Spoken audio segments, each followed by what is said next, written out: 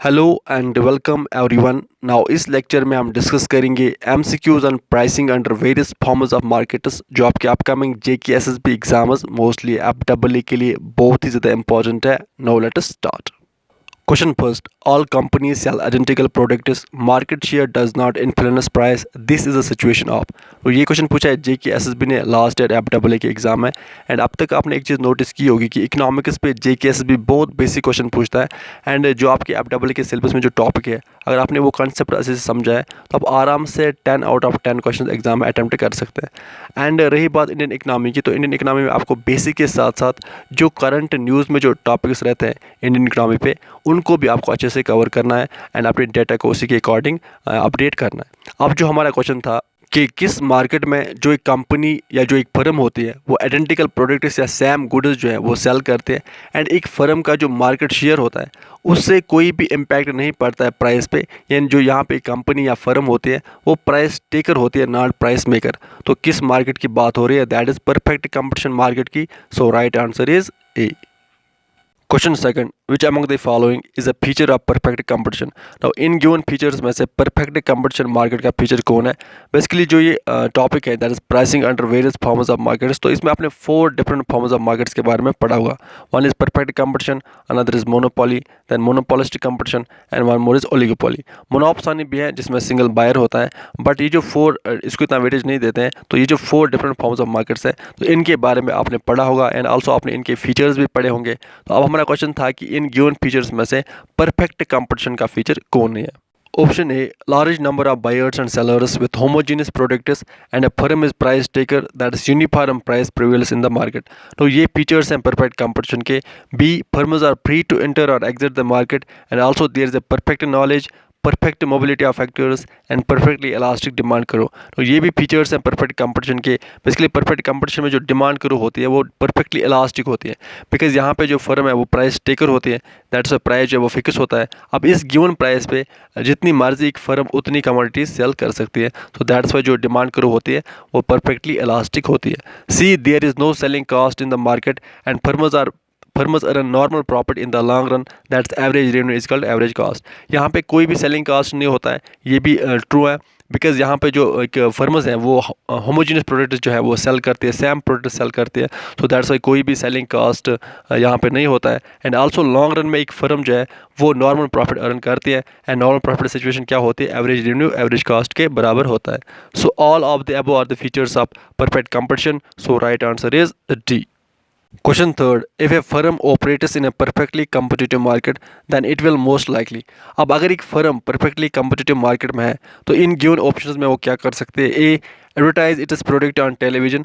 हमने पहले ही पढ़ा कि यहाँ पे सेलिंग कास्ट 0 होता है, सो दैट्स वाई वो अपने प्रोडक्ट को एडवर्टाइज नहीं करेगी। सो ये इनकरेक्ट है।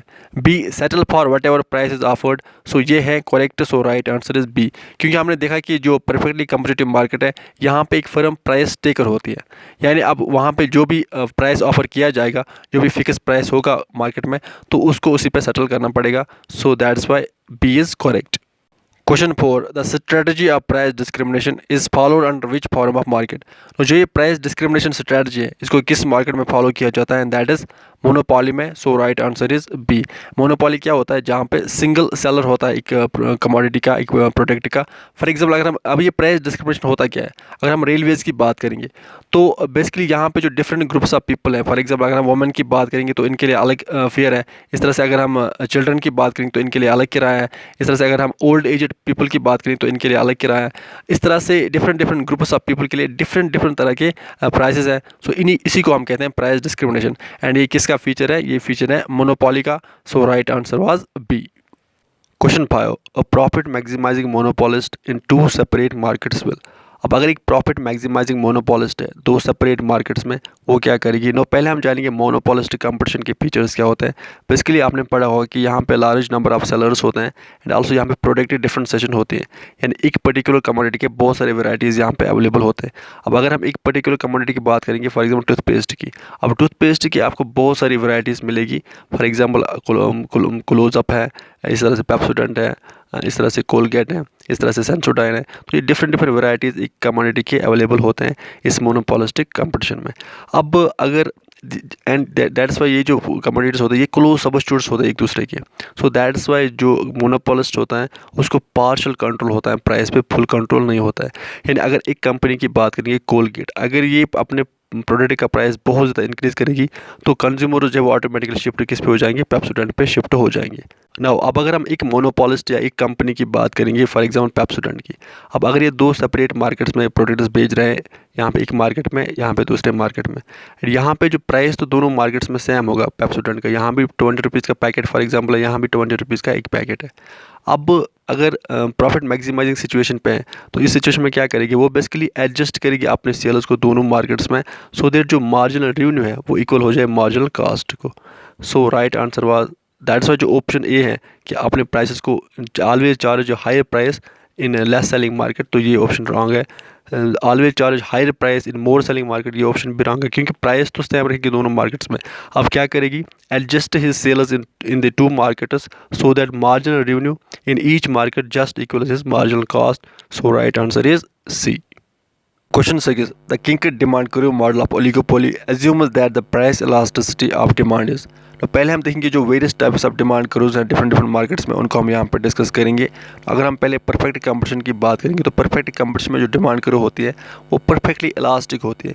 क्यों होती है परफेक्टली इलास्टिक? बिकॉज यहाँ पे जो परफेक्ट कंपटीशन में एक फर्म होती है वो प्राइस टेकर होती है, प्राइस मेकर नहीं होती है। अब यहाँ पे जब प्राइस टेकर हैं तो प्राइस फिक्स रहता है यहाँ पे। अब इस गिवन प्राइस पे जितनी मर्जी एक फर्म वो कमोडिटी सेल कर सकती है, एंड यहाँ पे प्राइस फिक्स होता है। दैट्स वाई यहाँ पे परफेक्ट कंपटीशन में कोई भी कंपटीशन नहीं होता है बिटवीन फर्मर्स। अब इसके बाद अगर बात करेंगे मोनोपोली की, तो मोनोपोली में जो डिमांड कर्व होती है वो डाउनवर्ड स्लोपिंग होती है बट सिटी पर होती है। क्यों होती है सिटी पर? बिकॉज मोनोपोली में जो फर्म होती है वो क्या होती है, उसको फुल कंट्रोल होता है प्राइस पे। अब सिटी पर का मतलब मानो कि ये प्राइस उस टाइम पे डिमांड ये है। अब अगर एक फर्म प्राइस को इंक्रीज़ बहुत ज़्यादा करेगी तो डिमांड में उतनी ज़्यादा डिक्रीज़ देखने को नहीं मिलेगा, यानी ज़्यादा प्राइस इंक्रीज़ करने से डिमांड उतनी ज़्यादा डिक्रीज़ नहीं हो जाएगी। दैट्स वाई जो इलास्टिसिटी डिमांड होती है वो लेस देन 1 होती है किसमें, मोनोपोली में। अब इसके बाद हम बात करेंगे मोनोपोलिस्टिक कंपटीशन की। अब मोनोपोलिस्टिक कंपटीशन में जो डिमांड कर्व होती है वो भी डाउनवर्ड स्लोपिंग होती है बट फ्लैटर होती है, क्योंकि यहाँ पे देखो मोनोपोली में सिटी पर थी, वहाँ पे डाउनवर्ड स्लोपिंग थी बट सिटी पर थी। मोनोपोलिस्टिक कंपटीशन में भी डाउनवर्ड स्लोपिंग है बट फ्लैटर है, क्योंकि यहाँ पे पार्शियल कंट्रोल होता है एक फर्म को प्राइस पे। अब अगर मानो ये प्राइस उस टाइम पर डिमांड है तो अगर वो थोड़ा सा भी प्राइस को इंक्रीज़ करेगी तो डिमांड में बहुत ज़्यादा डिक्रीज़ देखने को मिलेगा।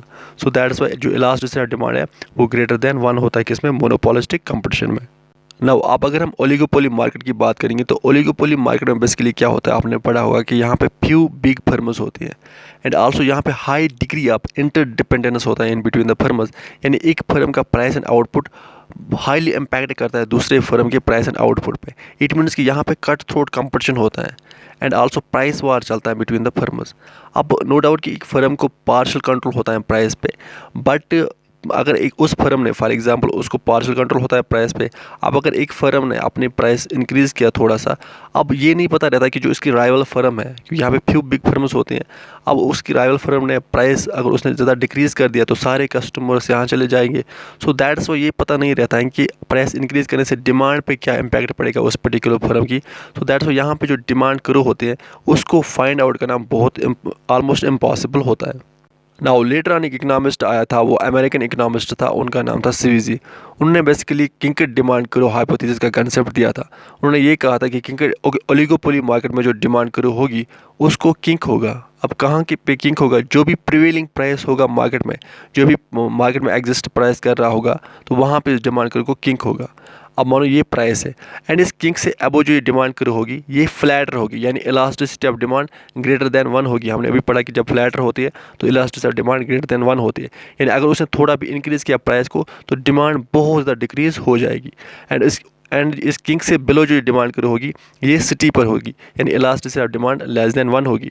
इसका मतलब यह है कि अगर उसने प्राइस डिक्रीज़ किया, ये बेसिकली प्रेजेंट में प्राइस है, अगर इस प्राइस से इसने प्राइस डिक्रीज़ किया थोड़ा सा तो डिमांड में उतना ज़्यादा इंक्रीज़ देखने को नहीं मिलेगा। नाउ अब जो हमारा क्वेश्चन था कि ओलिगोपोली मार्केट में जो किंकड डिमांड कर्व मॉडल है वो क्या एज्यूम करते हैं, वो एज्यूम करते हैं कि जो प्राइस इलास्टिसिटी ऑफ डिमांड है वो ज़्यादा है, वो मोर है in response to price increase and less है in response to price decrease. Now मैं फिर से बना रहा हूँ किंकड डिमांड डिमांड करो ताकि आपको अच्छे से समझ में आ जाए। फिर से देखो, ये मानो ये अभी यहाँ पे किंग है, तो इसका मतलब प्रेजेंट में अभी प्राइस मार्केट में वो ये है, उस टाइम पे डिमांड ये है।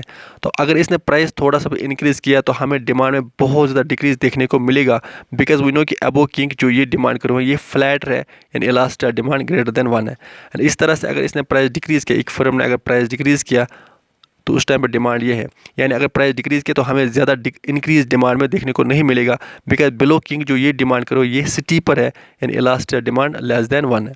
सो दैट्स वाई जो हमारा क्वेश्चन था कि जो ओलिगोपोली मार्केट में जो किंग के डिमांड करो मॉडल है वो क्या एज्यूम करती है, वो एज्यूम करते हैं कि जो प्राइस इलास्टिसिटी ऑफ डिमांड है in response to price increase is more than the elasticity of demand in response to price decrease. So is right answer. And mostly बच्चे इसी क्वेश्चन में कन्फ्यूज होते हैं। Question 7. In which among the following markets there is a cutthroat competition and a high degree of interdependence between the firms? अब in given markets में से किस market में कटथ्रोट कंपटीशन होता है एंड आल्सो यहाँ पे हाई डिग्री ऑफ इंटरडिपेंडेंस होता है फर्म्स के बीच में। हाई डिग्री ऑफ इंटरडिपेंडेंस का मतलब होता है कि एक फर्म का price and output highly impact करता है दूसरे फर्म के प्राइस एंड आउटपुट को। सो किस मार्केट का फीचर है, दैट इज ओलिगोपोली का। So right answer is D. Question 8. If a perfect competition firm is in equilibrium in the short run, then it earns a supernormal profit when? अब अगर एक perfect competition firm equilibrium पे short run में, तो वो super normal profit कब earn करेगी? जब एवरेज रेवेन्यू ग्रेटर देन होगा एवरेज कॉस्ट से, तो तब वो सुपर नॉर्मल प्रॉफिट अर्न करेगी। So right answer is C. And जब एवरेज रेवेन्यू इज इक्वल होगा एवरेज कॉस्ट से, तो इस सिचुएशन में वो नॉर्मल प्रॉफिट अर्न करेगी। एंड जब एवरेज रेवेन्यू लेस देन होगा एवरेज कॉस्ट से, तो यहाँ पे फर्म को लॉसेस जो है वो फेस करने पड़ेंगे। Question 9. Under monopoly the price elasticity of demand is generally. उन्हें कि मोनोपॉली में जो फर्म होती है उसको फुल कंट्रोल होता है प्राइस पे। एंड आल्सो यहाँ पे जो डिमांड करो होती है वो डाउनवर्ड स्लोपिंग होती है, बट स्टीपर होती है।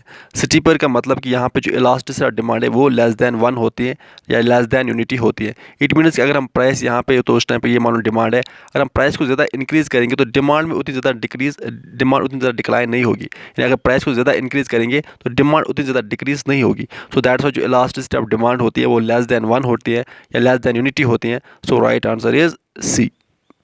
Question 10. A profit maximising firm in perfect competition produces buyer. अब अगर परफेक्ट कंपटीशन में एक प्रॉफिट मैक्सिमाइजिंग फर्म है, वो कहाँ पे प्रोड्यूस करेगी? जहाँ पे मार्जिनल रेवेन्यू इक्वल होगा मार्जिनल कॉस्ट को। So right answer is B. Now with this हमारा आज का सेशन कंप्लीट होता है। आप कंटिन्यूसली अच्छे से पढ़ाई करते रहे, अपना एंड अपने पेरेंट्स का ख्याल अच्छे से रखिए। Good bye.